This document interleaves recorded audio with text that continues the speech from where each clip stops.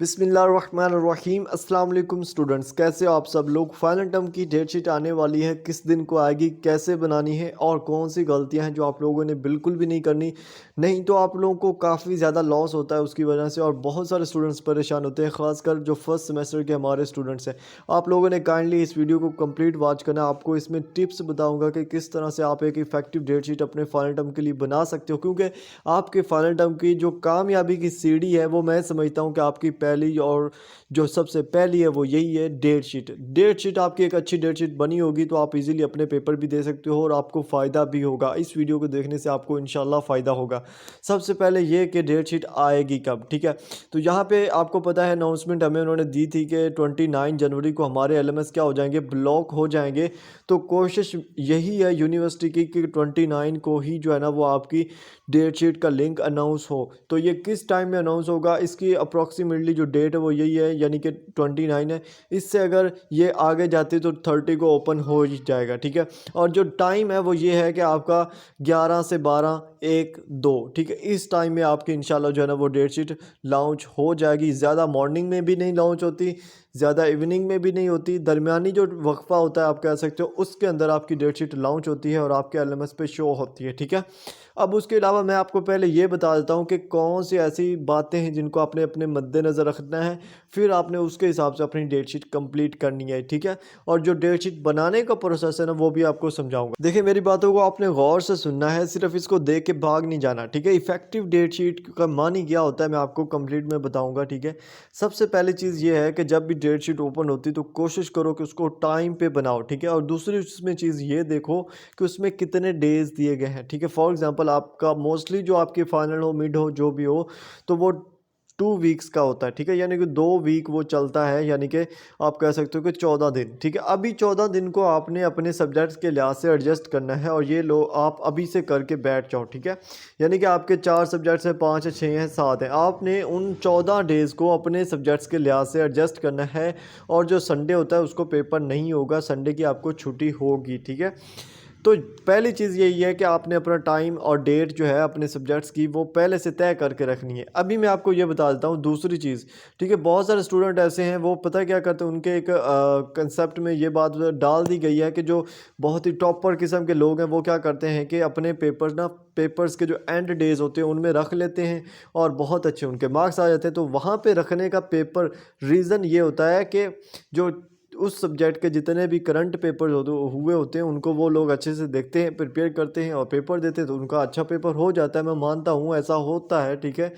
But यहाँ पे एक चीज़ आती है कि अगर आप नखट्टू हो, ठीक है, अगर आप नखट्टू हो, जॉब होल्डर हो, या कुछ ऐसा है कि आपके पास इतना टाइम नहीं है कि आप करंट पेपर्स को अच्छे से प्रिपेयर करो, ठीक है। क्योंकि वो लोग करंट पेपर्स के एक एक चीज़ को अच्छे से प्रिपेयर करते हैं और एंड डेज में रखते हैं, बिल्कुल एंड डेज में, यानी कि उनके 6 सब्जेक्ट्स हैं ना वो एंड वाले 6 दिनों में लगातार अपने पेपर रख लेंगे। कुछ दो दो भी रख लेते हैं, उनकी पोटेंशियल होती है वो दो दो भी रख लेते हैं, तीन तीन भी रख लेते हैं।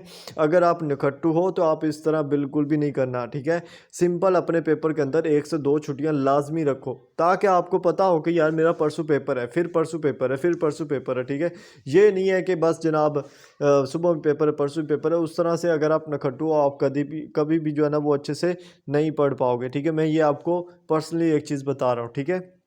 उसके बाद दूसरी चीज़ ये है कि आपके जितने भी इजी सब्जेक्ट्स हैं उनको शुरू में रखना है, जितने भी मुश्किल सब्जेक्ट्स हैं उनको लास्ट में रखना है, ठीक है। क्या करना है, जितने भी इजी सब्जेक्ट्स हैं, सबसे इजी सब्जेक्ट्स जो है वो आप अपना पहले दिन को रख सकते हो, दूसरे दिन को रख सकते हो। और ये मैं पहले चीज़ बता दी है कि अगर आपके फॉर एग्जांपल अगर आपके जो सब्जेक्ट्स हैं वो कितने हैं, सिर्फ और सिर्फ 5 है, ठीक है, या कह देते हैं कि 6 हैं, ठीक है। तो आपके पास जो डेज़ हैं वो हैं 14 में से 2 आपके वीक चले जाएंगे संडे के, बाकी आपके पास 12 डेज़ हैं। तो अगर 6 सब्जेक्ट्स हैं आप उनको उस हिसाब से एडजस्ट कर सकते हो कि पहले दिन अगर आपने उस सब्जेक्ट का पेपर रखना है तो ठीक है, नहीं तो दूसरे दिन रख लो। दूसरे दिन रखने का फ़ायदा ये होगा कि पहले दिन जो उस सब्जेक्ट्स के लोगों ने पेपर इकट्ठे किए होंगे, लोगों ने पेपर शेयर किया होगा अपना करंट पेपर, उससे आपको अंदाज़ा हो जाएगा कि यार पेपर इस तरह का आ रहा है, ठीक है, ठीक है।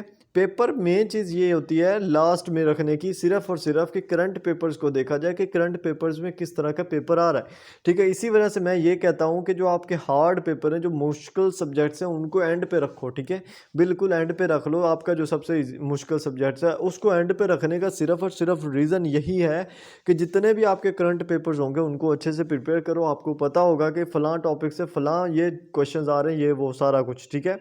और करंट पेपर्स काफ़ी हद तक, काफ़ी नहीं मैं कहता हूँ 90% तक आपकी सक्सेस का राज है, ठीक है। लेकिन कुछ लोग अपनी पोटेंशियल यूज़ करते हैं, ये सिर्फ वो जो लिखा होता है वो नहीं देखते बल्कि उस टॉपिक को ही कवर करते हैं, जो इंपॉर्टेंट टॉपिक्स होते हैं उनको कवर करते हैं अच्छे से, ठीक है। तो ये मसला होता है जब आप हार्ड पेपर को एंड पे रखते हो और आपको इससे फ़ायदा भी होता है, ठीक है। मैं खुद ऐसा ही करता हूँ, जो मेरे ईजी सब्जेक्ट्स हैं उनको मैं शुरू में ही रखता हूँ, ठीक है। तो सबसे पहले तो यही चीज़ें हैं जो आपने कंफर्म करनी है। अभी इसके अलावा और भी चीज़ें जो मैं आपको बताने लगा हूँ, आपने गौर से सुनना है। यहाँ पे मैं चला गया हूँ, हमारी जो डेट शीट का लिंक होता है, ठीक है। डेट शीट के लिंक पे आप दो तरह से आ सकते हो। एक तो आप अपने एलएमएस में जाके, ठीक है, स्टूडेंट सर्विस में जाके वहाँ से डेट शीट के ऊपर आ सकते हो। दूसरा आपके पास ये ऑप्शन है कि आप सीधा गूगल पर जाओ, वहाँ पे ये सिंपल सर्च करो व्यू डेट शीट, ठीक है। इतना भी सर्च करोगे तो आपके पास पहला लिंक आएगा, उस पर क्लिक करने से आप यहाँ तक आ जाओगे, ठीक है। अब इसमें गौर से आपने ये देखना है कि इसमें जो प्रोसेस है ना बनाने का, वो आपको अभी सब्र करें बताता हूँ। उससे पहले मैं कुछ चीज़ें बताने लगा हूँ जो कि बहुत सारे स्टूडेंट्स ये पूछते रहते हैं, ठीक है। सबसे पहली चीज़ ये है कि आपने अपने आईडी और एलएमएस के ज़रिए ही लॉगिन करना होता है, ठीक है। और उसके बाद दूसरी चीज़ ये है कि बहुत सारे स्टूडेंट ये बोलते हैं कि हमने ना लाहौर में पेपर देना है, लेकिन हमारा जो एडमिशन है ना वो आप कह सकते हो साहिवाल से गया हुआ है। तो वो लोग वहाँ पे पेपर दे सकते हैं, लेकिन सिर्फ़ और सिर्फ इस सूरत में कि जब आप वहाँ पे जाके लॉगिन करते हो तो आपके पास सबसे पहले सिटी का ही पूछा जाता है कि जनाब आपने किस सिटी में पेपर देने। तो आप पाकिस्तान की किसी भी सिटी में पेपर दे सकते हो जो वहाँ पे अवेलेबल्स होंगी। जब आप ये सिलेक्ट कर लोगे उसके बाद आपके पास ये ऑप्शन आता है कि जनाब इस सिटी में 4-5 सेंटर है, तो आप इनमें से किस सेंटर में अपना पेपर देना चाहते हो, तो आप उनमें से एक सिलेक्ट कर सकते हो। जब ये आप सिलेक्ट कर लोगे उसके बाद इसको आप चेंज नहीं कर सकते। सिटी आपने सिलेक्ट कर ली, उसको आप चेंज नहीं कर सकते। सेंटर सेलेक्ट कर लिया, उसको आप चेंज नहीं कर सकते, ठीक है। समझ में आ रही है? यही तो मसले होते हैं जो स्टूडेंट्स को नहीं पता होते। वो जल्दी से किसी भी सिटी का कर देते, फिर बैठे होते कि यार ये हो गया, अब हम क्या करें। और जब तक उनकी सोल्यूशन निकलता है तब तक डेट का टाइम ही निकल चुका होता है और उनकी जो सीट्स है वो भी फुल हो चुकी होती है, ठीक है। अब उसके बाद ये करना होता है कि आपने कोर्सेज़ पर अपना डेट और टाइम सेट करके उसको कंफर्म करना है, और कंफर्म करने के बाद आप वो भी चेंज नहीं कर सकते। ये आपको प्रैक्टिकली दिखाऊंगा, सब्र करो थोड़ा, ठीक है। आपके जितने भी इश्यूज़ हैं, ठीक है, अगर आपकी एग्ज़ाम सिटी जो है वो गलत बन गई है, ठीक है, अगर आपका ये हुआ है कि आपकी डेट शीट बिल्कुल गलत बन गई है, ठीक है, और अगर आपका ये हुआ है कि आप यानी कि गलती से किसी और एग्ज़ाम सेंटर में चले गए हो, या गलती से आपने जो है ना वो पेपर्स को एडजस्ट नहीं किया सही से, आपको लगता है, ठीक है, तो उसका सिंपल रीज़न ये होगा कि यानी कि उसका जो सलूशन होगा वो ये है कि आपके पास ये एक ईमेल दी गई, ठीक है, datesheet@vu.edu.pk। बहुत ही सिंपल सी ईमेल है, चाहे स्क्रीनशॉट ले लो। कोई भी आपको इशू आपने इस ईमेल पे अपनी ऑफिशियल ईमेल से ईमेल करनी कि जनाब हमें ये इशू आ रहा है, ठीक है। और जितना पॉसिबल हो जल्दी कीजिएगा, जैसे ही आपको इशू हो आप लास्ट में ईमेल कीजिएगा, क्योंकि एक तो एलएमएस पे इशू होता है, दूसरा उनकी तरफ बहुत ज़्यादा रिक्वेस्ट जा रही होती है और इस वजह से उनको रिप्लाई करने में भी इशू होता है। एक ये है। दूसरा मेथड ये है, आपसे कोई भी गलती हुई है आप टिकट जनरेट करो, ठीक है। टिकट जनरेट करने में आपको वो वहाँ पे भी आपको रिस्पॉन्ड करते हैं और वहाँ पे आपको इससे भी जल्दी मिल जाएगा, बट आपने दोनों काम करने हैं, ठीक है। ये उस सूरत में है अगर आपसे कोई भी मिस्टेक होती है तो। उसके अलावा मैं एक चीज़ भूल रहा हूँ, ठीक है, और आप लोग भी भूल रहे हो, ठीक है। वो पता क्या है? वो है 20% रूल, ठीक है। 20% रूल है। इसमें क्या होगा जनाब? इसमें ये होगा कि आपके तमाम ऐसे सब्जेक्ट्स जो 20% रूल के अकॉर्डिंग उनके मायार पे पूरे नहीं उतरे, वो आपकी डेट शीट के अंदर शो नहीं होंगे। उनकी आपने टेंशन नहीं लेनी, वो शो नहीं होंगे, वो फेल हैं, वो आपको नेक्स्ट सेमेस्टर में अगेन करने ही पड़ेंगे बस, ठीक है।